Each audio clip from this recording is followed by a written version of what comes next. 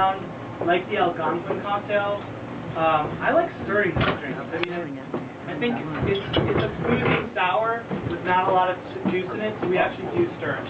So there are exceptions to the. Every rule is meant to be broken or. And then we do a smoked cardamom syrup. Oh.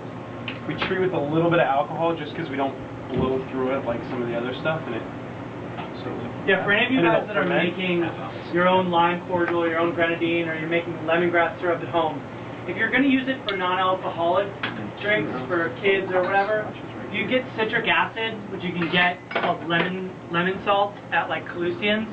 A little bit of that, you'll see it in soda, that preserves the syrup. So if you leave the syrup in a fridge even for too long, it'll start getting a little layer of mold on top. So a little bit of its lemon salt or citric acid, it does affect the flavor a tiny bit, but it's a natural preservative.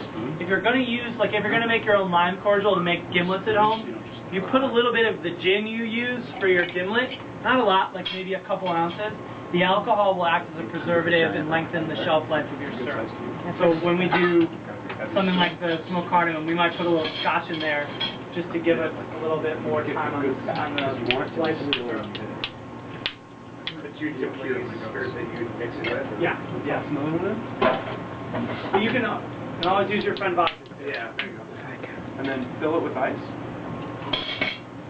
No, use the ice cube. I respect that though. Just went in there with his hands, that's awesome. Yeah, that's another thing. Like these guys I'm constantly telling them to wash their hands. Fortunately, most of our transactions are not cash transactions. People start tabs and they run cards. But tell him to get his hand down in that glass.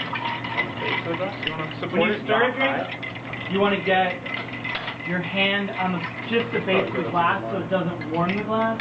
You'll see some of the Japanese glasses actually are stemmed so that you can hold it without even touching the glass. And then when you're stirring, the method we want to do is you want to move the ice around the glass as quickly as possible, but you want it to be a gentle motion. So essentially, I hold the spoon almost like I hold a pen. Like this is the way I hold our writing. This is the way I hold a pen. This is the same way pretty much I hold the spoon. And what I always talk about is this two motions. It's one is my index finger moving the spoon from 12 to 6, and then it's my middle finger pushing it back to 12. So it's really just 12 or 12, 6.